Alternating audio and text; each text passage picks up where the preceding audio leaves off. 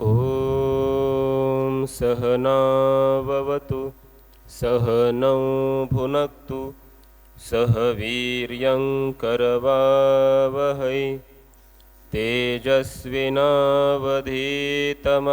मा विद्विषावहै।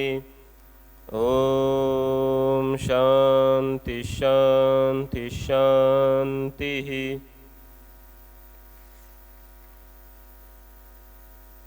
अध्याय पहिला अध्याय दुसरा वल्ली 1 मंत्र नंबर 14। आत्मस्वरूपाचं निरूपण करणं सुरू आहे। आत्मस्वरूपाला जाणावं कसं यासाठीची वेगवेगळ्या प्रकारची प्रक्रिया श्रुतिमाता कथन करीत आहे। पुनरपि भेददर्शन अपवादम ब्रह्मणः आह।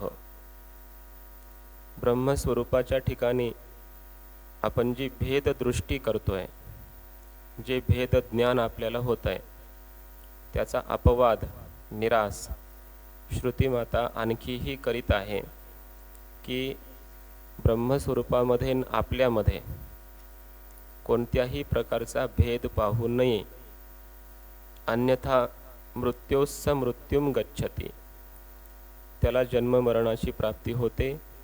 य इह नानेव पश्यति, जो ब्रह्मस्वरूपामध्ये द्वैत पाहतो त्याला मोक्ष कधीही प्राप्त होत नाही। म्हणून जीवब्रह्मामध्ये कसल्याही प्रकारचा किंचितही भेद पाहूच नये, अशा प्रकारे श्रुतिमाता कथन करीत आहे पुढच्याही मंत्रामध्ये। यथोदकं दुर्गे वृष्टं पर्वतेषु विधावति, एवं धर्मान् पृथक् पश्यन्स् तानेवानुविधावति।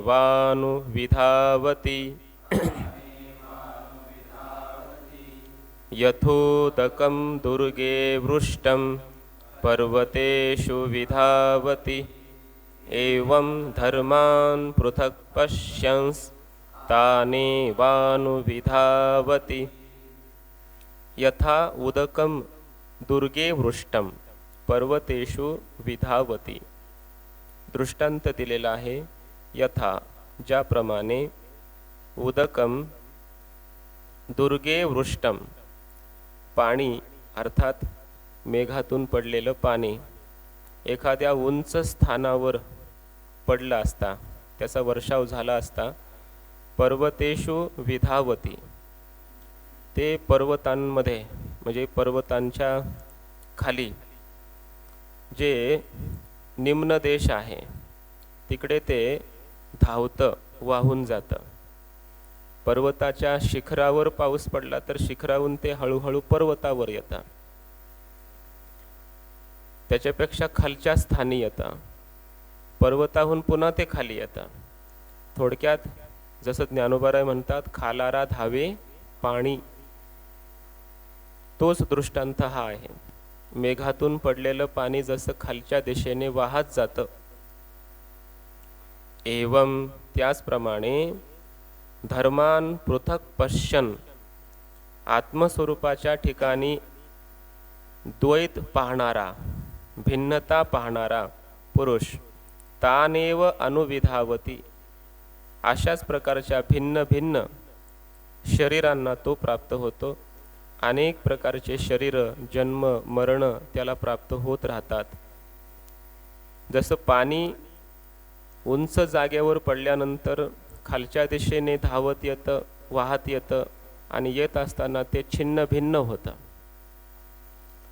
अनेक ठिकाणी ते वाहत जातं, त्याचा काही एकच प्रवाह राहत नाही, त्याला अनेक मार्ग मिळतात आणि मग ते छिन्न भिन्न पाणी होत होत होत खाली येतं। त्याप्रमाणे याचे जे याला मृत्यूच्या नंतर अनेक असे अधोगतीचे देह प्राप्त होतात। अशा अनेक योनींना तो प्राप्त होत राहतो, अर्थात त्याच्या ठिकऱ्या ठिकऱ्या होतात। जसं आपण म्हणतो एखादा दगड पर्वतावरून खाली फेकल्यानंतर खाली जाईपर्यंत जसा तो खाली तर वेगाने जातोच, अधोगती त्याची होते, पण ठिकऱ्या ठिकऱ्या होतात. तसं या जीवात्म्याच्या ठिकऱ्या होतात, म्हणजे अगदी नीच अशा प्रकारच्या योनी, भयंकर योनी त्याला प्राप्त होतात, दुःखमय योनी त्याला प्राप्त होतात, जर त्याने आत्मस्वरूपामध्ये भेद पाहिला तर. यथोदकम दुर्गमे देशे उच्छ्रिते वृष्टम सिक्तम पर्वतेषु पर्वतवत्सु निम्न प्रदेशेषु विधावती विकीर्णम सद विनश्यति. एवं इथपर्यंत दृष्टांत आहे. ज्याप्रमाणे पाणी दुर्गे म्हणजे दुर्गमे देशे, उच्छ्रिते अत्यंत दुर्गम देश, एखादी जागा म्हणजे वरची जागा, उंच जागा, आणि त्या उंच जागेवर वृष्टम म्हणजे सिक्तम, त्या ठिकाणी वर्षाव झाला, मेघातून पाण्याचं सिंचन झालं. मग पर्वतेषु म्हणजे पर्वतवत्सु निम्न प्रदेशेषु विधावती, पर्वताप्रमाणे जे खालचे जागा आहेत, खालचे स्थल आहेत, त्या खालच्या प्रदेशांमध्ये, निम्न प्रदेशामध्ये विस्ताराला प्राप्त होऊन ते वाहतं.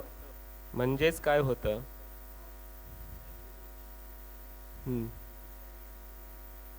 हा बरोबर, जैसे उंची उदक पडिले ते तळवटी ये उगले. हा, तिथला सिद्धांत तिथला वेगळा आहे. तसं तो महात्मा कोणालाही पाहिलं की नमन करतो. इथं सिद्धांत वेगळा आहे, दृष्टांत तोच आहे. वर पडलेलं पाणी जसं खालच्या दिशेनं धावत येतं, वेगानं येतं, निम्न प्रदेशामध्ये येतं, विकीर्णम म्हणजे असं विस्तारतं ते पुन्हा, आणि विस्तारून सद विनश्यती, शेवटी ते हळूहळू हळूहळू त्या भूमीमध्ये जातं, इकडे तिकडं पांगतं, शेवटी नष्ट होऊन जातं. कोण? पाणी. एवं याचप्रमाणे धर्मान आत्मनः भिन्नान पृथक पश्यन, धर्मान म्हणजे आत्मनः, आत्म्यांना भिन्न भिन्न रूपाने पाहणारा पुरुष काय होतो, पृथक एव प्रति शरीरम पश्यंस, प्रत्येक शरीरामध्ये आत्मा भिन्नच आहे. मुंगीतला आत्मा वेगळा, मनुष्यातला आत्मा वेगळा, पशुतला आत्मा वेगळा, याच्या देहातला आत्मा वेगळा, असं प्रति शरीरामध्ये आत्म्याला भिन्न भिन्नत्वाने पाहणारा पुरुष. तानेव शरीरभेदान अनुवर्तिनः अनुविधावती, ज्या ज्या शरीरामध्ये त्याने आत्म्याला भिन्न भिन्न रूपाने पाहिलं, त्या त्या शरीरांना तो भिन्न भिन्न रूपाने प्राप्त होतो, त्या त्याच शरीरभेदाला प्राप्त होतो. अनेक प्रकारचे त्याला शरीर प्राप्त होतात, जन्म मरण प्राप्त होतात, असा अर्थ. शरीरभेदमेव पृथक पुनः पुनः प्रतिपद्यते इत्यर्थः, अनेक प्रकारच्या भिन्न भिन्न शरीरांना तो पुन्हा पुन्हा प्राप्त होतो, असा याचा अर्थ आहे. जो आत्मस्वरूपामध्ये भेद पाहतो, प्रत्येक शरीरामध्ये आत्मा भिन्न भिन्न आहे असं त्यानं पाहिलं की मग त्या त्या शरीरांनाच तो प्राप्त होतो. यस्य पुनर्विद्यावतः विध्वस्त उपाधिकृत भेद दर्शनस्य विशुद्ध विज्ञान घनैकरसम अद्वैत अद्वयम आत्मानं पश्यतः विजानतः मुनेः मननशीलस्य आत्मस्वरूपम कथम संभवति इति उच्यते. आता पुढच्या मंत्रामध्ये ज्ञानी पुरुषाचा आत्मा कसा असतो, ज्ञानी पुरुष आत्मस्वरूपाला कसं जाणतो, कसं समजतो, त्याचं वर्णन केलंय. यस्य पुनः विद्यावतः, पुनः पुन्हा यस्य विद्यावतः, जो विद्यावान पुरुष आहे, ब्रह्मज्ञानी पुरुष आहे, की ज्याची विध्वस्त उपाधिकृत भेद दर्शनस्य, उपाधिकृत भेद दर्शन ज्याचं विध्वस्त झालेलं आहे, अर्थात उपाधीमुळे जे भेद दिसतो तो भेद त्याला आता दिसत नाही, अभेद पाहणारा, सर्वत्र ब्रह्मदर्शन करणारा. विशुद्ध विज्ञान घन एकरसम, विशुद्ध स्वरूप असणारं जे ब्रह्म, विज्ञान घन म्हणजे ज्ञान घन असलेलं, अद्वितीय असलेलं, आणि असं अद्वितीय ब्रह्म आत्मस्वरूपच आहे असं आपल्या आत्मस्वरूपाला पाहणारा, पश्यतः असा पाहणारा जो पुरुष आहे. विजानतः मुनेः, असं आत्मस्वरूपाला यथार्थ रूपाने जाणणारा जो मुनी आहे, मननशील आहे, अशा त्या मननशील मुनीचा त्या ज्ञानीपुरुषाचा आत्मस्वरूपम कथम संभवती, त्याचं आत्मस्वरूप कसं असतं, अर्थात त्याच्या दृष्टीमध्ये आत्मा कसा आहे, त्याच्या ज्ञानातला आत्मा कसा आहे, आत्मस्वरूपा संबंधाने त्याचं ज्ञान काय आहे, असं आता श्रुतिमाता सांगत आहे पुढच्या मंत्रामध्ये. यथोदकं शुद्धे शुद्ध मासिक्तं तादृगेव भवति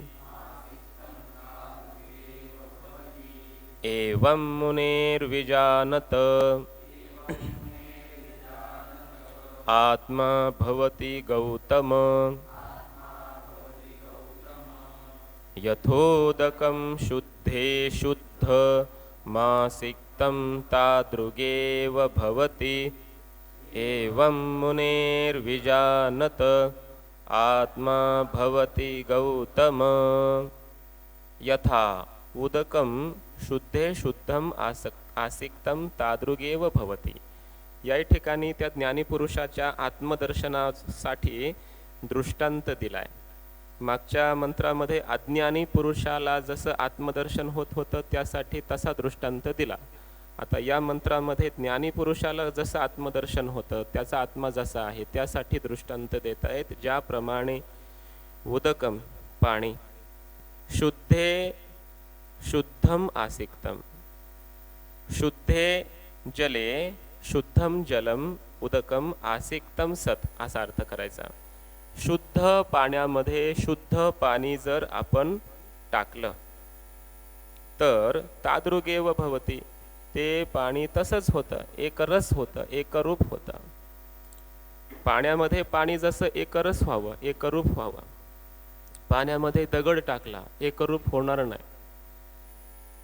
नदीमध्ये तो दगड असतात, त्याच्यामध्ये पाणी असतं, पण किती दिवस तो दगड पाण्यात राहिला म्हणजे तो बोट चेपा होतो? कधीच तसं होत नाही, दगड तसाच राहतो. पण पाण्यामध्ये पाणी टाकलं तर ते जसं एकरूप होतं. पुन्हा इथं त्या पाण्यासाठी विशेषण दिलंय की जे पाणी टाकलं तेही शुद्धच आहे आणि ज्या पाण्यात टाकलं तेही शुद्धच आहे. मलिन पाणी, गढूळ पाणी जर शुद्ध पाण्यामध्ये टाकलं तर कदाचित थोडा भेद दिसेल, पण शुद्ध पाणी शुद्ध पाण्यामध्ये टाकल्यानंतर जसं एकरस होतं, एकरूप होतं. एवं याचप्रमाणे मुनेहे विजानतः आत्मा भवति गौतम. हे गौतम, हे नचिकेता, गौतम या गोत्रामध्ये उत्पन्न झालेल्या हे नचिकेता, विजानतः मुनेहे आत्मा एवं भवति. आत्मस्वरूपाला यथार्थ जाणणाऱ्या त्या मुनीचा आत्मा तसा होतो. तसा होतो म्हणजे त्या ब्रह्मस्वरूपामध्ये एकरस होतो. ब्रह्म आणि आत्मा एकरस होतात. ब्रह्म जसं आहे तसाच आत्मा आहे, जसा आत्मा आहे तसंच ब्रह्म आहे. आत्मा कसा आहे? सच्चित आनंद घन आहे, अद्वय आहे. ब्रह्म कसं आहे? सच्चित आनंद घन आहे, अद्वय आहे. आणि त्यामुळे लक्षण साम्यात एकत्व सिद्धीही, जसं दोन पाण्याचं लक्षण हे समान असल्यामुळे ते एकरूप होतं, तसं या आत्म्याचं ब्रह्माचं लक्षण मूळ स्वरूप हे समान आहे, एकच आहे. स्वरूपाने दोन्ही एकच आहेत, म्हणून या दोन्हीमध्ये अभेद तो महात्मा पाहत असतो. त्याचा आत्मा ब्रह्माशी एकरस झालेला असतो. यथा उदकम शुद्धे प्रसन्ने शुद्धम प्रसन्नम आसिक्तम प्रक्षिप्तम एकरसमेव न अन्यथा. ज्याप्रमाणे उदक शुद्धे म्हणजे प्रसन्ने, अत्यंत स्वच्छ, प्रसन्न म्हणजे शांत, शुद्धम प्रसन्नम आसिक्तम, शुद्ध उदक शुद्ध उदकामध्ये प्रसन्न पाण्यामध्येच टाकलं, प्रक्षिप्तम टाकलं असता एकरसमेव भवती, एकरस होतं, एकरूप होतं, न अन्यथा भिन्न राहत नाही. तादृगेव भवती, त्याच प्रकारचं होतं. ज्या पाण्यामध्ये जे पाणी टाकलं ते पाणी त्या पाण्यासारखंच होतं. आत्मा अपि एवमेव भवती. आत्मा तसा एक, आत्मा सुद्धा ब्रह्मस्वरूपाचं ज्ञान झाल्यानंतर त्या ब्रह्मस्वरूपामध्ये तसाच एकरस होतो. एकत्वम विजानतः मुनेहे मननशीलस्य, हे गौतम, हे नचिकेता, हे गौतम, आत्मस्वरूपाचं एकत्व जाणणारा जो पुरुष आहे, मननशील आहे, श्रवण मनन निधिध्यासनशील आहे, असा जो मुनी आहे, ध्यानचिंतन करणारा, त्याचा आत्मा सुद्धा तसाच ब्रह्मस्वरूपामध्ये मिळून जातो. तस्मात म्हणून कुतार्किक भेददृष्टीं नास्तिक कुदृष्टींच उज्झित्वा मातृपितृसहस्रेभ्यः अपि हितैषिणा वेदेन उपदिष्टम आत्मैकत्वदर्शनं शांतदर्पैः आदरणीयम इत्यर्थः. हे भाष्यकारांची स्वतंत्र वचन आहेत. जगद्गुरु शंकराचार्य त्या म्हणतायत की म्हणूनच तुम्ही असं करा. काय करा? अर्थात ही भाष्यकारांची साधकांवर असलेली दया आहे, करुणा आहे, म्हणूनच त्यांना जगद्गुरु म्हणतात. सगळ्या जगाला उपदेश करून सांगतायत की आतापर्यंत आपण अनेक मंत्रामध्ये हेच पाहिलंय की भेद पाहू नका, भेद पाहू नका, नानात्व पाहू नका, द्वैत पाहू नका, तो आत्मा ब्रह्माहून भिन्न नाही, ब्रह्म आत्म्याहून भिन्न नाही, त्यामुळे यांच्यामध्ये कसलाच भेद पाहू नका, असं श्रुतीनेच अनेक वेळा सांगितलेलं असल्यामुळे या संपूर्ण वल्लीचं तात्पर्यच हे आहे. म्हटले काय तात्पर्य आहे? तस्मात म्हणून कुतार्किक भेददृष्टीम, म्हणजे कुतर्क करणारे जे आहेत त्यांची जी भेदाची दृष्टी आहे, त्यांचं जे भेद ज्ञान आहे, त्याचा तुम्ही त्याग करा, असा अर्थ आहे. कारण ते तर्क करताना सुद्धा सुतर्क करत नाहीत. सुतर्क म्हणजे श्रुती अनुकूल तर्क, श्रुतीच्या सिद्धांताला अनुकूल तर्क, त्याला सुतर्क म्हटलं जातं. तर्क्यताम, तर्क करावा, मा कुतर्क्यताम, कुतर्क करू नये. कुतर्क शब्दाचा अर्थ होतो श्रुतीला अनुकूल तर्क नसणे, श्रुती सिद्धांताच्या प्रतिकूल म्हणजे उलट अशा प्रकारचा तर्क करणं, त्याला म्हटलं जातं कुतर्क. नैयायिकादी हे कुतर्क करतात, श्रुतीला अनुकूल नसलेले असे तर्क करतात. बौद्ध कुतार्किक आहेत. पंचदशीमध्ये आपण मागे पाहिला, यांची तार्किकाची दृष्टी आहे. कुणाची? तर्कदृष्टी. कुणाची? बौद्धांची. म्हणून अनादृत्य श्रुतीं मौर्ख्यात इमे बौद्धा तमस्विनः असं म्हटलेलं आहे. हे जे बौद्ध आहेत मूर्खपणाने श्रुतीचा अनादर करतात आणि तर्कानेच काहीतरी बोलत राहतात, मनानेच काहीतरी वेगळ्या प्रकारच्या कल्पना करतात आणि शून्यवाद क्षणिकवाद स्थापन करतात, किंवा नैयायिक भेददृष्टी करतात, आत्मा वेगळा, परमात्मा ब्रह्म वेगळं, ईश्वर वेगळा, अशा प्रकारची भेददृष्टी करतात. कोण? कुतार्किक असलेले बौद्ध वगैरे आणि नैयायिक हे सगळेच.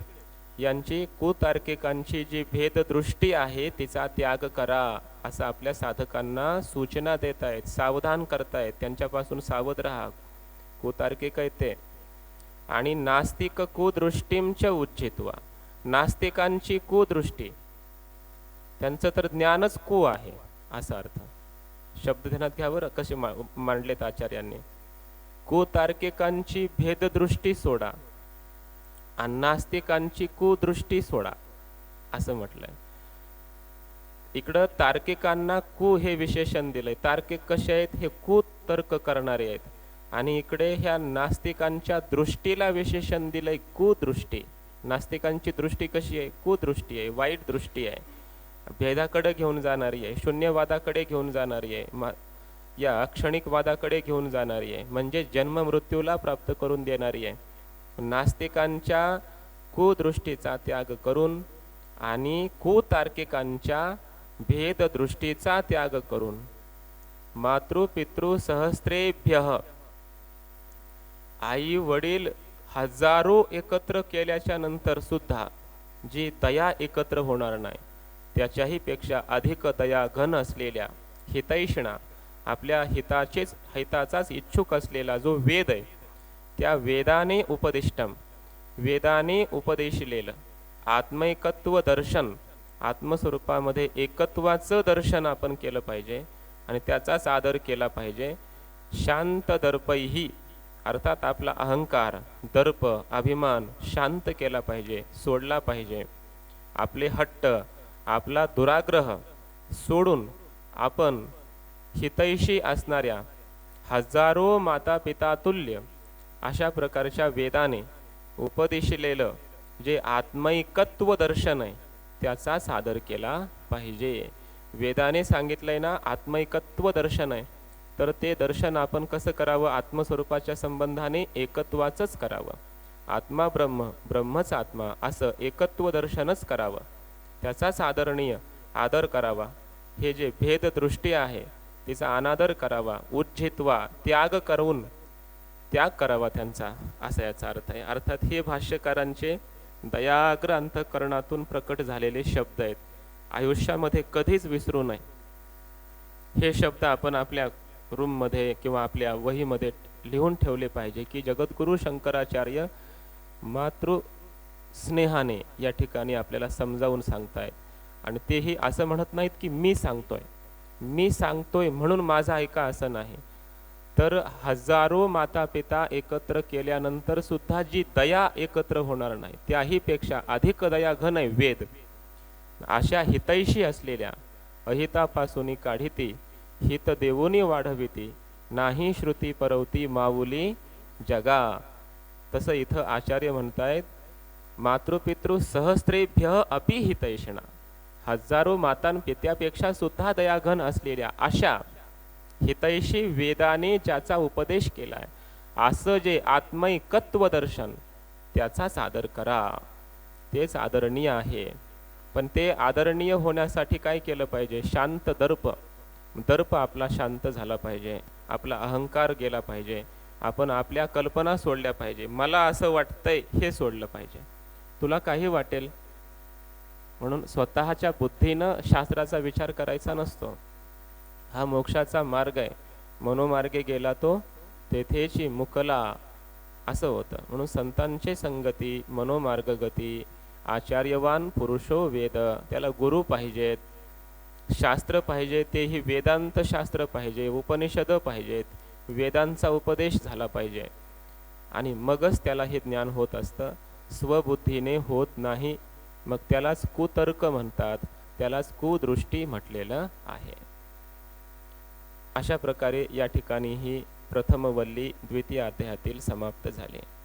इति श्रीमद परमहंस परिव्राजकाचार्य गोविंद भगवत पूज्यपाद शिष्य श्रीमद आचार्य श्री शंकर भगवतः कृतौ कठोपनिषद भाष्ये द्वितीय अध्याये प्रथमवल्ली भाष्यम समाप्तम. अशा प्रकारे श्रीमद परमहंस परिव्राजकाचार्य श्री गोविंद भगवत पूज्यपाद यांचे शिष्य असणारे श्रीमद आचार्य म्हणजे श्री शंकर भगवान भगवत पूज्यपाद जगद्गुरु श्री शंकराचार्य यांच्या कृतीतील, यांनीच ही एक कृती निर्माण केली. हे भाष्य म्हणजे त्यांचीच ही कृती आहे, हे कार्य आहे. त्यातील कठोपनिषद भाष्यामधील द्वितीय अध्यायातील ही प्रथमवल्ली आणि या प्रथमवल्लीचं हे भाष्य या ठिकाणी समाप्त झालेलं आहे. हरि ओम तत्सत. हरये नमः. हरये नमः. हरये नमः. अथ द्वितीया वल्ली. आता यानंतर प्रथम अध्यायातील द्वितीय वल्ली प्रारंभ होत आहे. या वल्लीमध्ये काय सांगितलंय ते सांगतात बघा. पुनरपि प्रकारांतरेण ब्रह्मतत्व निर्धारणार्थः अयम आरंभः दुर्विज्ञेयत्वाद ब्रह्मणः. पुन्हा पुन्हा सुद्धा अन्य प्रकाराने ब्रह्मतत्वाचाच निर्धार होण्याकरिता या वल्लीचा आरंभ केला जातोय. कारण ब्रह्म हे दुर्विज्ञेय आहे. ब्रह्म ज्ञान होणं कठीण आहे. म्हणून अन्य प्रकारांनी पुन्हा पुन्हा ब्रह्मतत्वाचंच निर्धारण म्हणजे निश्चय होण्यासाठी, यथार्थ ज्ञान होण्यासाठी याही वल्लीचा आरंभ केला जात आहे.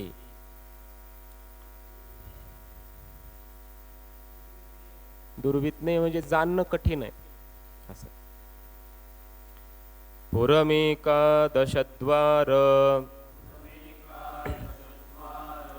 मजस्या वक्रचेतसः अनुष्ठाय न शोचति विमुक्तश्च विमुच्यते एतद्वै तत् पुरमेकादशद्वार मजस्यावक्रचेतसः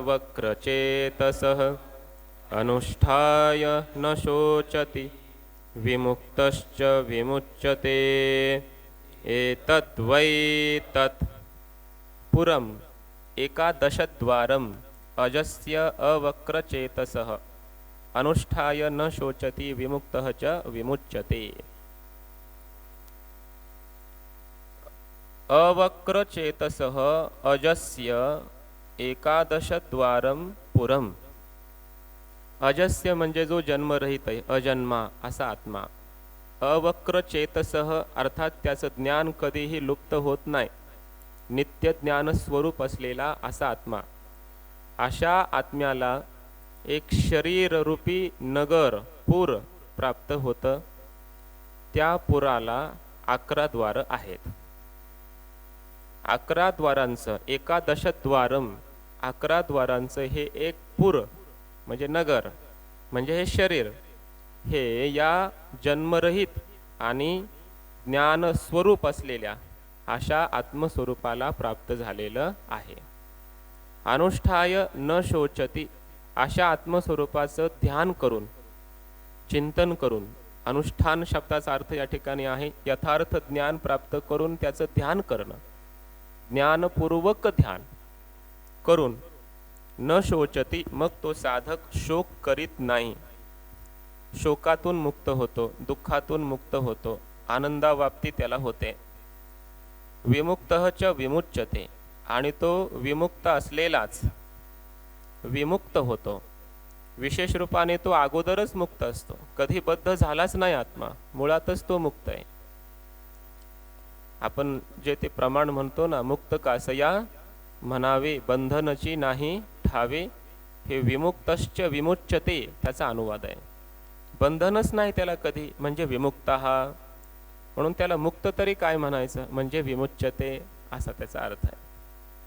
मुळातच मुक्त असलेला आत्मा मुक्त होतो म्हणजे भ्रमातून मुक्त होतो, त्याचा भ्रम जातो असा एक अर्थ आहे। आणि दुसरा एक अर्थ महापुरुषांनी याचा असा केलेला आहे, विमुक्तः म्हणजे तो जीवन मुक्तीला प्राप्त होतो आणि पुन्हा विमुच्यते शरीरपातानंतर तो विदेह मुक्तीला प्राप्त होतो असाही अर्थ केलाय। दोन्ही अर्थ आहेत। एतद् वै तत् आणि तू विचारलेलं ते परमतत्व परब्रह्म हेच आहे। पुरम पुरमिव पुरम, एखादं जसं पूर असावं नगर असावं तसं हे नगर आहे। खरंच नगर आहे असं नाही, एक उपमा दिली या देहाला। हे देह म्हणजे हा देह म्हणजे काय, जणू काही पूर आहे, एक नगर आहे। द्वारपाल अधिष्ठात्रादी अनेक पुर उपकरण संपत्ती दर्शनात शरीरम पुरम, म्हणजे समानता पाहिजे ना काहीतरी। का पूर म्हणायचं याला, तर जसं एखादं पूर असावं नगर असावं आणि त्याचं रक्षण करणारा कोण असतो, द्वारपाल, बरोबर ना। त्याचा कोणीतरी राजा असतो अधिष्ठाता, त्या नगराचा कोणी सरपंच मालक असतो की नाही, स्वामी। तसंच या शरीराचं पण आहे, याचंही रक्षण करणारे हे इंद्रिय प्राण। मनुराजा एक देहपुरी, मन हा राजा आहे किंवा जीवात्म्याला राजा म्हटलंय उपनिषदामध्ये। हा जो जीव आहे तोच कोण आहे, रथी। आत्मानम रथिनम, या रथावर देहरूपी रथावर कोण बसलाय, जीव।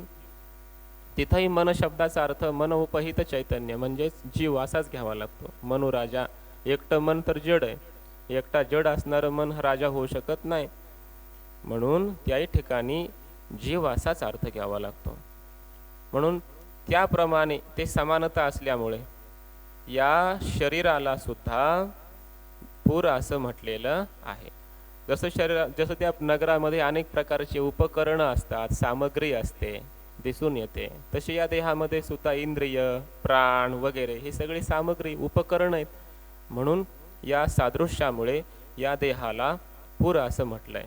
जसं नगराला अनेक द्वार असतात आतमध्ये जाण्यासाठी, तसे याला पण द्वार आहेत, 11 द्वारच आहे। पुरंच सोपकरणम स्वात्मना असंहत स्वतंत्र स्वाम्यर्थम दृष्टम, एखादं नगर कसं असतं, सगळ्या उपकरणांसहित सामग्रीसहित स्वात्मना असंहत स्वतंत्र स्वाम्यर्थम दृष्टम, आपल्याहून भिन्न असलेल्या आणि समुदाय रहित असलेल्या स्वतंत्र अशा एखाद्या त्या राजासाठी असतं एखादं नगर. नगर म्हणजे संहत समुदाय, उपकरणं सामग्री सगळ्यांनी युक्त एखादं ते नगर आहे, शहर आहे. आणि त्याचा कोणीतरी राजा असतो. मग ते शहरातले सगळे उपकरणासहित ते शहर कुणासाठी आहे? त्या राजासाठी असतं. तसंच इथं सुद्धा तथा इदम पुरसामान्यात, पुरासारखं असल्यामुळं अनेक उपकरण संहतम शरीरम स्वात्मना असंहत राजस्थानीय स्वाम्यर्थम भवितुम अर्हते. हे शरीर रूपी नगर सुद्धा अनेक उपकरणांनी युक्त आहे, संहत आहे, समुदाय रूप आहे. आणि हे आपल्याहून भिन्न असलेल्या, स्वतंत्र असलेल्या, असंहत असा म्हणजे आपल्याहून भिन्न असलेल्या, या शरीराहून भिन्न असलेल्या राजाच्या स्थानी, जसं राजा स्वामी असतो की नाही, तसं तत्स्थानी त्या ठिकाणी असलेल्या म्हणजे राजाप्रमाणे असलेल्या या आत्मारूपी स्वामीसाठी आहे. कोण? हे एकादश द्वार युक्त असलेलं हे नगर, अनेक सामग्रींनी युक्त असलेलं हे नगर शरीर आत्म्यासाठी आहे. तच्च इदं शरीराख्यं पुरम एकादश द्वारम एकादश द्वाराणि अस्य सप्त शीर्षण्यानि नाभ्या सह अर्वांची त्रीणि शिरसी एकम तैहि एकादश द्वारम पुरम. हे शरीर नावाचं हे नगर 11 द्वाराचं आहे. मी कोणते 11 द्वार आहेत सांगा तर सांगतात बघा. एकादश द्वाराणि आहेत, अस्य ज्याला 11 द्वार आहेत असं ते एकादश द्वारम शरीरम पुरम. सप्त शीर्षण्यानी 7 वर आहेत म्हणे, आपल्या मस्तकातच आहेत. या तोंडावर मस्तकावर किती आहेत? वरती 7 द्वार आहेत. कोणती? 2 डोळे, 2 नाक, 2 कान, किती झाले? 6. आणि बोलतोय ते 7वं मुख, हे झाले 7.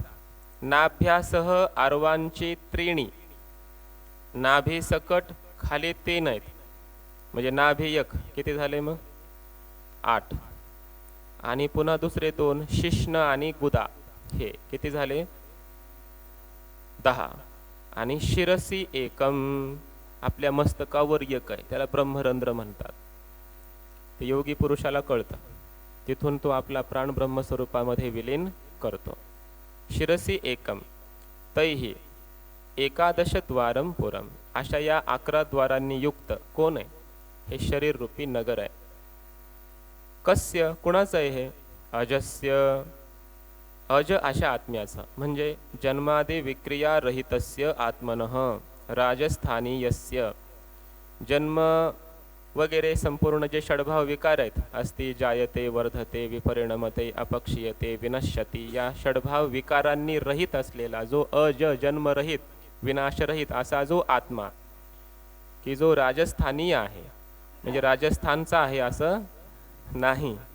राजस्थानीय याचा अर्थ आहे राजाच्या स्थानी असलेला, म्हणजे राजाप्रमाणे असलेला. पुरधर्म विलक्षणस्य, या शरीर रूपी पुराच्या धर्माहून भिन्न असलेला. अर्थात या शरीराचे जे धर्म आहेत त्याच्याहून तो आत्मा कसा आहे? भिन्न आहे. तसं राजा नगराहून भिन्न आहे, तसं या पुराहून नगराहून भिन्न कोण आहे? आत्मा. आणि त्या आत्म्याचं हे शरीर आहे. अवक्र चेतसहा असा आत्मा, त्याचा अर्थ करतात अवक्रम अकुटिलम आदित्य प्रकाशवत नित्यम एव अवस्थितम एकरूपम चेतः विज्ञानम अस्य इति अवक्रचेताः तस्य अवक्रचेतसः राजस्थानीयस्य ब्रह्मणः. याचा अर्थ एवढाच आहे की ज्याचं अवक्र आहे म्हणजे अकुटिल आहे, म्हणजे काय? विकाररहित आहे, ज्याचं ज्ञान, बरोबर ना? प्रकाश, जसा आदित्याचा प्रकाश हा कसा सरळ आहे, प्रकाशरूप आहे, शुद्ध स्वच्छ आहे, तसं ज्याचं ज्ञान शुद्ध स्वच्छ निर्विकार असं आहे त्याला म्हणायचं अवक्रचेता. अशा त्या अवक्रचेतस म्हणजे नित्य ज्ञान घन अविकारी ज्ञान प्रकाश स्वरूप असलेला असा जो आत्मा की जो राजा आहे, त्या ब्रह्मरूप आत्म्याचं हे शरीर आहे. यस्य इदं पुरं तम परमेश्वरं पुरस्वामिनम अनुष्ठाय ध्यात्वा ध्यानम ही तस्य अनुष्ठानम सम्यक विज्ञानपूर्वकम. त्या परमेश्वराचा पुरस्वामी म्हणजे काय, या शरीराचा जो स्वामी आहे त्याचं अनुष्ठान करून म्हणजे ध्यात्वा ध्यान करून, कारण ध्यान हेच त्याचं अनुष्ठान आहे. सम्यक विज्ञानपूर्वक यथार्थ त्या ब्रह्मस्वरूपाचं म्हणजे आत्म्याचं ज्ञान प्राप्त करून घ्यायचं, त्याला जाणायचं आधी आणि मग त्याचं ध्यान करणं हेच त्याचं अनुष्ठान आहे. तम सर्वेषणा, नाहीतर एकांतामध्ये जाऊन काहीतरी अनुष्ठान करतोय मी आत्मस्वरूपाचं, अनुष्ठान काय करायचं, याचं वेगळं अनुष्ठान काय नाही. आत्मा आधी समजून घ्यायचा शास्त्राच्या द्वारा गुरूंच्या द्वारा आणि मग त्याचं चिंतन करायचं ध्यान करायचं, त्यालाच इथं अनुष्ठान म्हणतात. अशा त्या आत्म्याचं अनुष्ठान करून म्हणजे कसं, सर्वेषणा विनिर्मुक्त सन, सर्व प्रकारच्या एषणा म्हणजे इच्छा वासना, पुत्रेषणा दारेषणा वित्तेषणा लोकेषणा इत्यादी यांच्यापासून रहित होऊन विरक्त होऊन समम सर्वभूतस्थम ध्यात्वा, सर्व प्राणीमात्रामध्ये जो सम आहे समान आहे समचरण दृष्टी असा जो परमात्मा निर्दोषम ही समम ब्रह्म, अशा त्या ब्रह्माचं ध्यान करून न शोचती म्हणजे शोक करत नाही. तद्विज्ञानात अभय प्राप्ते हे, कारण त्याचे यथार्थ अपरोक्ष ज्ञान झाल्यामुळे त्याला अभय प्राप्त होतं आणि अभय प्राप्त होत असल्यामुळे शोक अवसर अभावात, त्याला आता शोक करायला अवसरच राहत नाही, म्हणजे शोकच शिल्लक राहत नाही असा अर्थ. कारण अभय प्राप्त झालंय, यथार्थ ज्ञान झालंय, दुःखाची निवृत्ती झाली, मग कुतः भयेक्षा, त्याला आता भय दर्शन कसं राहील बरं, कशापासून तो घाबरेल, त्याला आता भयाचं दर्शन राहत नाही, कशापासूनही तो घाबरत नाही. अभयम वै जनक प्राप्तोसी. इह एव अविद्याकृत कामकर्म बंधनैहि विमुक्तः भवति. इह एव म्हणजे या देहामध्ये या लोकामध्येच तो काय होतो, अविद्याकृत काम कर्म या बंधनापासून तो विशेष रूपाने मुक्त होतो. अविद्येचा नाश होतो, त्यामुळे काम म्हणजे इच्छा राहत नाही, वासना राहत नाही आणि कर्माची बंधनं संचित कर्माचा नाश होतो, क्रियमान कर्म लागत नाही, प्रारब्ध कर्म भोगून संपवतो, या सगळ्याच प्रकारच्या बंधनातून तो मुक्त होतो. आणि मग विमुक्त हा अशा प्रकारे जीवनमुक्तीला प्राप्त होऊन सन विमुच्यते, पुन्हा विदेह मुक्तीला प्राप्त होतो, म्हणजे पुनः शरीरम न गृह्णाति इत्यर्थः, पुन्हा त्याला जन्म मरणाला यावं लागत नाही, तो विदेह कैवल्याला प्राप्त होतो, त्याला पुन्हा शरीर प्राप्त होत नाही असा तो होतो. अगोदर त्याला कर्माचे भोग घेण्यासाठी एकादश द्वार असलेलं हे पुर नगर शरीर प्राप्त झालं, पण आत्मा मात्र या देहाहून भिन्न आहे, तो अवक्र चेतसहा नित्य ज्ञान स्वरूप आहे, अज जन्मरहित आहे असा तो. अशा आत्म्याला हे शरीर भेटलं, पण भेटल्यानंतर त्यानं चिंतन केलं, आत्मस्वरूपाचं ध्यान केलं, स्वतःचा विचार केला आणि स्वतःच्या यथार्थ ज्ञानाच्या द्वारा आत्मज्ञान प्राप्त करून घेऊन तो जीवनमुक्तीला प्राप्त होतो, पुन्हा विदेह मुक्तीला प्राप्त होतो, पुन्हा हे 11 द्वाराचं शरीर रूपी नगर त्याला प्राप्त होत नाही असं सांगायचं आहे. 28 समाप्ती झाली जैसी. सतो न एक शरीर पुरवर्ती एव आत्मा किम तरी सर्व पुरवर्ती कथम. सह तो जो आत्मा आहे तो एका या शरीरापुरताच नाही, एकाच या शरीररूपी नगरामध्ये तो राहणारा आहे असं नाही. किम तरी तर मग काय कसं, सर्व पुरवर्ती, सर्वच या शरीररूपी नगरामध्ये तो राहतो. कोण, आत्मा. जसं आकाश एकाच घटात राहतो का, आकाश एकाच घटात राहता असं नाही, 50 घट असू द्या नाही तर लाख असू द्या, सगळ्या घटांमध्ये कोण राहतो, एकच आकाश राहतं. तसं एकच व्यापक असलेला ब्रह्मरूप आत्मा तो सर्व देहांमध्ये राहतो. एकाच कुठल्या तरी आपल्याच या देहामध्येच माझा आत्मा राहतो असं नाही, तर मी जो आत्मा आहे तो सर्वांच्याच देहामध्ये आहे. एकच आत्मा सर्व देहवरती आहे, एक देहवरती नाही. कसं आहे हा विषय, तर अगदी गोड वर्णन केलंय पुढच्या मंत्रामध्ये. हंसः शुचिषत् वसुरन्तरिक्षसत्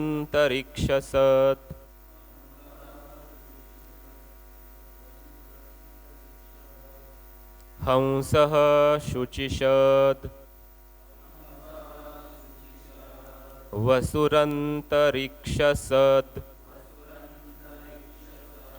धूता वेदिषत् अतिथिर्दुरोणसत् नृषद् वरसद् ऋतसद् व्योमसद् अब्जा गोजा ऋतजा अत्रिजा ऋतं बृहत् हंसः शुचिषद् वसुरन्तरिक्षसद् धूता वेदिषद् अतिथिर्दुरोणसत् नृषद् वरसद् ऋतसद् व्योमसद् अब्जा गोजा ऋतजा अद्रिजा ऋतं बृहत्. कसा आहे आत्मा? ही सगळी आत्मस्वरूपाची विशेषण आहेत. हंसः, आत्मा कसा आहे? हंस आहे. हंस म्हणजे जसा हंस विहार करतो, गमन करतो, तसा हा आत्मा गमन करणारा आहे. चलन विचल करणारा सुद्धा कोण आहे? आत्माच आहे. कारण जडामध्ये क्रिया होऊ शकते का? मग चलन कोण करतोय? उपाधीच्या द्वारा घ्यायचं बरं. निर्विकार आत्मा, व्यापक आत्मा तर तो गमनरहित आहे, क्रियारहित आहे. पण गमन करतो म्हटलं की उपाधी घ्यायची, करत नाही म्हटलं की निरुपाधिक घ्यायचं, असं समजून घ्यायचं. हंसः उपाधींच्या द्वारा गमन करणारा आत्माच आहे. अन्वयाने वर्णन चाललंय. सर्व हे आत्मा आहे. इदम सर्वम यदयम आत्मा. थोडक्यात या श्रुतीचं हे विश्लेषण करणारी श्रुती आहे.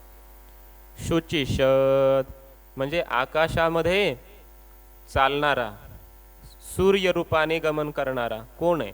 आत्माच आहे. सूर्याच्या रूपाने आकाशामध्ये कोण गमन करतं? आत्माच करतोय. वसुहू, आत्माच वसू आहे, सर्वत्र वसलेला, वास्तव्य करणारा असा अर्थ. वसुहू अंतरिक्षसत, अंतरिक्षामध्ये पक्ष्यांच्या रूपाने वगैरे या उपाधी धारण करून विचरण करणारा कोण आहे? आत्माच आहे. किंवा वायूच्या रूपाने अंतरिक्षामध्ये चलन करणारा कोण आहे? सर्वव्यापक आत्माच वायुरूप आहे. होता, होता म्हणजे वेदिशद होता असा अन्वय करायचा. वेदिशद होता. वेदी म्हणजे पृथ्वी. वेदी, पृथ्वी रूपी वेदीमध्ये स्थित असणारा तो वेदी यज्ञामध्ये वेदी बनवतात. त्या विटांपासून वगैरे काय बनवतात? वेदी. त्याला वेदी म्हणतात. तो यज्ञ कुंड आहे ना, वेदी बनवतात आणि मग त्याच्यामध्ये हवन करतात. अग्नी असतो. त्या वेदीमध्ये असलेला अग्नी त्याला होता म्हटलं जातं. तो अग्नी कोण आहे? होता. होता म्हणजे भूतकालवाचक असा अर्थ नाही, होतृ शब्द आहे. होतृचं होता, होतारो, होतारह असा शब्द बनतो. हवन करणारा असा अर्थ. होता तो अग्नी पण आत्माच आहे. अतिथिर दुरोणसत, दुरोणसत अतिथी असा अन्वय करायचा. दुरोण म्हणजे कलश.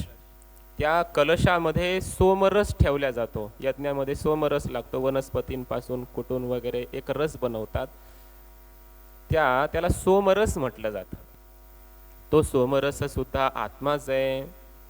नृषत, मनुष्यांमध्ये गमन करणारा, मनुष्यांच्या रूपाने गमन करणारा आत्माच आहे. वरसत, देवतांच्या रूपाने गमन करणारा, आकाशादिकांमध्ये दिव्य लोकामध्ये विहार करणारा आत्माच आहे. व्योमसत म्हणजे आकाशामध्ये विहार करणारा कोण आहे? आत्माच आहे. ऋतसत असं आहे नाही का? नृषत वरसत, वरसत झालं. वरसत म्हणजे देवतांमध्ये. पुन्हा ऋतसत, ऋत म्हणजे सत्य किंवा यज्ञ असा अर्थ केला. सत्य किंवा यज्ञ त्याच्यामध्ये सुद्धा गमन करणारा आत्माच आहे. ऋतसत. व्योमसत, व्योमसतचा अर्थ आहे व्योम म्हणजे आकाश. सद सीदती इति सद असा अर्थ घ्यायचा बरं. प्रत्येक ठिकाणी सद सद आलंय की नाही, त्याचा अर्थ आहे सीद धातू आहे. सीदती इति सद, तिथं बसणारा म्हणजे गमन करणारा असा अर्थ घ्यायचा. आकाशामध्ये सुद्धा गमन करणारा पक्षांच्या रूपाने तोच आहे. तेवढंच आपल्याला पाठ आहे, माहित आहे मला. आकाश व्योमसद अब्जा. अब्जा म्हणजे अप शब्दाचा अर्थ आहे जल. जलामध्ये माशांच्या रूपाने वगैरे विहार करणारा कोण आहे? आत्माच आहे, जलचर. गोजा, गो शब्दाचा अर्थ आहे पृथ्वी. पृथ्वीवर विहार करणारा तोच आहे. ऋतजा, यज्ञामध्ये विहार करणारा, यज्ञामध्ये गमन करणारा तोच आहे. अद्रिजा, पर्वतांमध्ये उत्पन्न होऊन त्या ठिकाणी पर्वतांवर जे काही असतील पक्षी पशु वगैरे त्याही ठिकाणी, किंवा नद्या, पर्वताहून नद्या उत्पन्न होतात, त्या नद्यांच्या रूपाने प्रवाहित होणारा हाच आहे. जायते, त्या ठिकाणी जन्माला उपाधीच्या रूपानं जन्म घेतो आणि तिथं विहार करतो असा अर्थ. ऋतम बृहत, असा आत्मा ऋत आहे, सत्य आहे, सत्स्वरूप आहे. आणि बृहत म्हणजे स्वरूपाने मात्र व्यापक आहे, महान आहे असा अर्थ. आणि त्या उपाध्या धारण करून हे सगळं असं विहरण करणारा, विचरण करणारा, गमन करणारा उपाधींच्या द्वारा तोच आहे आत्मा. दुसरा कोण करणार आहे गमन? आत्म्याला सोडा, मग कोण करू शकते गमन विहरण? कोण करू शकते? स्वर्गाला गेला कोण गेला? आत्माच गेला. नरकाला गेला कोण गेला? आत्मा गेला. का शरीर जाऊ शकतं का? हे तर बाकी सगळं जड आहे, आत्मा अतिरिक्त. म्हणून या उपाध्यांना धारण करून चलन वलन जे चाललंय सगळं हे कोण आहे? आत्माच आहे, असं त्याचा अर्थ. म्हणजे अन्वय मुखाने या ठिकाणी आत्मस्वरूपाचं वर्णन केलेलं आहे. आता भाष्यकारांनी केलेलं वर्णन बघा. हंसः, त्याचा अर्थ केला हंती, गच्छती इति हंसः. हंती म्हणजे काय? गच्छती, जो जातो, विहार करतो, त्याला काय म्हणायचं? गमन करतो, म्हणून त्याला हंस म्हटलं या ठिकाणी आत्मस्वरूपाला. शुचिष्यत याचा अर्थ करतात शुचौ दिव्यादित्य आत्मना सीदती इति शुचिष्यत, म्हणजे आकाशामध्ये सूर्याच्या रूपाने चालतो म्हणून त्याला शुतिष्यत म्हणतात, शुचिष्यत. वसु म्हटलं पुढे, वसुः, का बरं? वासयती सर्वान इति वसुः, सर्वांचं तो काय करतो? सर्वांना व्याप्त करतो, त्याचा सर्वत्र निवास आहे म्हणून त्याला वसु म्हणतात. काय वासनाद वासुदेवस्य म्हटलंय की नाही? सर्वत्र निवास आहे, वास्तव्य आहे, म्हणून त्याला वसु म्हटलंय. वायौ, वायुवात्मना अंतरिक्षे सीदती इति अंतरिक्षसत. अंतरिक्षसत शब्दाचा अर्थ केला वायूच्या रूपाने अंतरिक्षामध्ये, आकाशामध्ये विहरण करतो, फिरतो, चालतो, वहन करतो, म्हणून त्याला अंतरिक्ष सत म्हणतात. होता अग्निही, अग्निर्वय होता इति श्रुती आहे, एक श्रुती आहे, अग्नीलाच होता म्हणतात. या श्रुतीमुळे सिद्ध होतं की अग्नी काय आहे? होता. वेद्याम पृथिव्याम सीदती इति वेदिशत, वेदीमध्ये म्हणजे पृथ्वीमध्ये, सीदती म्हणजे राहतो, म्हणून त्याला वेदिशत म्हटलेलं आहे. म्हणजे त्या वेदीमध्ये अग्नीच्या रूपाने जो आहे तो आत्माच आहे. इयम वेदी परह अंतः पृथिव्याः इत्यादी मंत्रवर्णात एक मंत्रवर्ण सांगितलाय ऋग्वेद संहितेतला. ऋग्वेदातील मंत्रवर्ण आहे, म्हणजे शब्द आहे, एक श्रुती आहे की इयम वेदी, ही जी वेदी आहे पृथ्वीरूप यज्ञभूमी, ते काय आहे? वेदी पृथिव्याः परह अंतः, पृथ्वीचा हा सर्वोत्कृष्ट सर्वश्रेष्ठ असा एक मध्य भाग आहे. कोण? ही वेदी. पृथ्वीचा काय आहे? मध्य भाग आहे आणि तो श्रेष्ठ आहे, कारण त्या ठिकाणी हवन केलं जातं, यज्ञ केलं जातं, तिथं अग्नी प्रकट केला जातो, म्हणून तो अग्नी या पृथ्वीचा एक मध्य भाग आहे आणि तो सर्वश्रेष्ठ आहे. म्हणून वेदीला या ठिकाणी पृथ्वी असं म्हणा. आणि त्या पृथ्वीरूप वेदीमध्ये जो अग्नी आहे तो अग्नी कोण आहे? आत्मा आहे असा अर्थ. अतिथी म्हणजे सोमः सन दुरोणे कलशे सीदती इति दुरोणसत, कलशामध्ये असणारा सोमरस म्हणजे हा आत्मा आहे. ब्राह्मणः अतिथी रूपेण वा दुरेणेषु गृहेषु सीदती इति, दुसरा एक अर्थ केला भाष्यकारांनी दुरोणसत याचा. ब्राह्मण अतिथी शब्दाचा अर्थ काय करा, एखादा ब्राह्मण अतिथी रूपाने म्हणजे त्या ब्राह्मणाच्या रूपाने, दुरोण म्हणजे घर, त्या घरी जातो आणि राहतो, त्या घरी जाऊन ब्राह्मण रूपी अतिथी या रूपाने जातो, विचरण करतो, म्हणून त्याला दुरोणसत असं म्हणतात. थोडक्यात अतिथी ब्राह्मण होऊन एखादा अतिथी जर आपल्या घरी आला तर तो आत्माच आहे असं समजावा. पुढे म्हटलंय नृषत. नृषत म्हणजे काय, नृषो मनुष्येषु सीदते इति नृषत. मनुष्यांमध्ये जो विचरण करतो मनुष्यांच्या रूपाने तो कोण आहे, आत्मा. वरसत म्हणजे वरेषु देवेषु सीदते इति ऋतसत. नाही इथपर्यंत थांबायचं, अर्धविराम द्यायचा. वरसत म्हणजे काय, वर असलेल्या श्रेष्ठ असलेल्या अशा देवांमध्ये जो राहतो बसतो आणि विचरण करतो त्याला म्हणायचं वरसत. आता पुढे ऋतसत. ऋतसत म्हणजे ऋतम सत्यम यज्ञ वा तस्मिन सीदते इति ऋतसत. ऋत म्हणजे सत्य किंवा यज्ञ, त्या सत्यामध्ये जो राहतो, सत्यामध्ये जो प्रतिष्ठित आहे किंवा यज्ञामध्ये जो प्रतिष्ठित आहे त्याला म्हणायचं ऋतसत असा आत्मा. व्योमसत याचा अर्थ करतात व्योमनी आकाशे सीदती इति व्योमसत. आकाशामध्ये जो राहतो, आकाशामध्येही जो आहे चालतो त्याला काय म्हणायचं, व्योमसत, आत्माच आहे तो. अब्जा.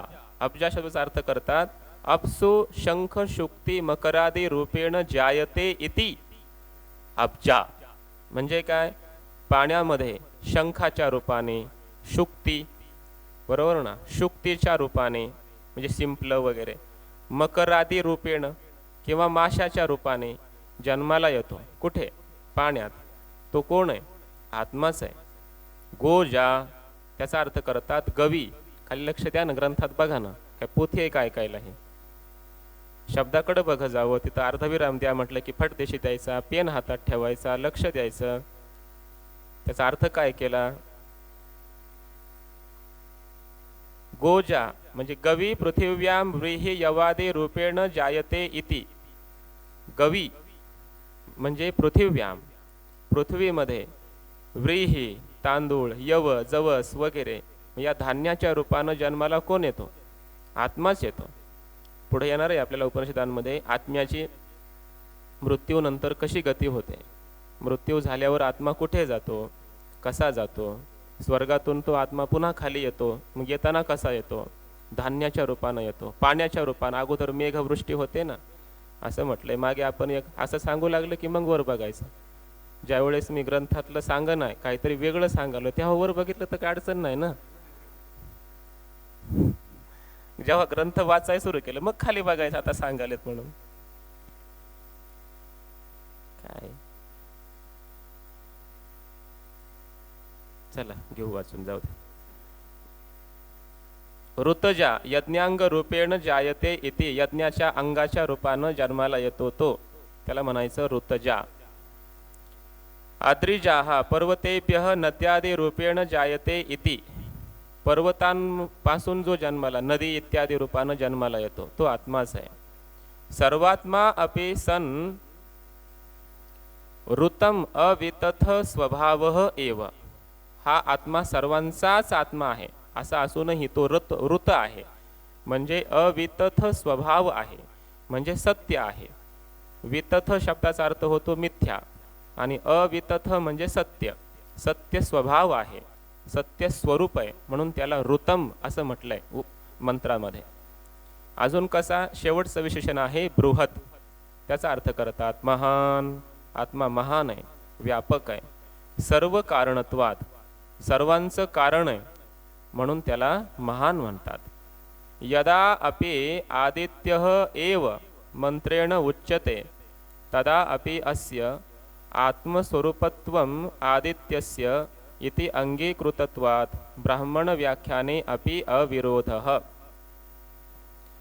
जर या पूर्ण मातामंत्राचा अर्थ सांगून झालाय पूर्ण, बरोबर ना, तर भाष्यकार म्हणतायत की काही जण या मंत्राचा अर्थ करताना आत्मपरक करीत नाहीत.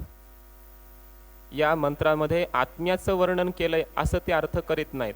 मग काय करतात, हे सगळी जी विशेषणं दिलीत ना मंत्रामध्ये, हे आदित्याची विशेषणं आहेत, सूर्याची विशेषणं आहेत असं ते वर्णन करतात. कारण पुढे मंत्र वर्णामध्ये वेदाचे दोन भाग असतात, एक मंत्र भाग आणि दुसरा ब्राह्मण भाग. तर ब्राह्मण भागामध्ये अशाच अर्थाचा मंत्र आलेला आहे, समजतंय ना. आणि त्या ठिकाणी काय केलेलं आहे, आदित्याचं वर्णन केलं या मंत्राच्या द्वारा. म्हणून इथंही ह्या उपनिषद जे आहे ते मंत्र भागाचं आहे. मग मंत्र भागाच्या या उपनिषदामध्ये म्हणजे ह्या मंत्रामध्ये या श्लोकामध्ये सुद्धा आदित्याचंच वर्णन केलंय असा अर्थ करायला काय अडचण आहे. तर भाष्यकार म्हणतायत की यदा अपि जरी देखील आदित्य एव मंत्रेण उच्यते, या मंत्रामध्ये आदित्याचंच वर्णन केलेलं आहे असं जर कोणी म्हणत असेल, तदापि तरी देखील अस्य आत्मस्वरूपत्वम आदित्यस्य, अस्य आदित्यस्य आत्मस्वरूपत्वम एव, आदित्यच काय आहे, आत्मरूप आहे मुळात, समजतंय ना. मुळात सूर्यच काय आहे, आत्म्याचं स्वरूप आहे. त्यामुळं आदित्याचं वर्णन केलंय असं म्हटलं तरी ते कुणाकडे आलं, शेवटी अंततो गत्वा आत्मस्वरूपाकडेच आलं. कारण आत्माच ब्रह्मच सूर्य झालेला आहे. मुळात सूर्याचं स्वरूप काय आहे, आत्मा, समजतंय ना.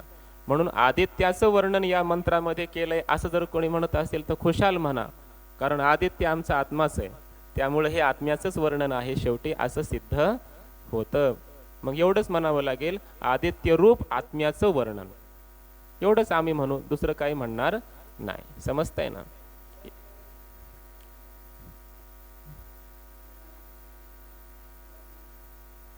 इथे सूर्याचं वर्णन आहे. सूर्याचं म्हणजे जसं सूर्याच्या हजारो रश्मी असतात तसं परमात्मा एकच आहे, सर्व हृदयामध्ये, सर्वांच्या अंतःकरणामध्ये, सर्व घटीराम देहादेही एक, सर्व देहांमध्ये एक आहे. जसं सूर्य एक आहे तसा आत्मा एक आहे, रश्मी अनेक आहेत, तशी हे आत्म्याच्या उपाध्या अनेक आहेत असा अर्थ घ्यायचा. इथे अंगीकृतत्वात असा अंगीकार आहे की आदित्यच आत्मा आहे. म्हणून ब्राह्मण व्याख्याने अपि अविरोधः, ब्राह्मण व्याख्यानाशी याचा विरोध येत नाही.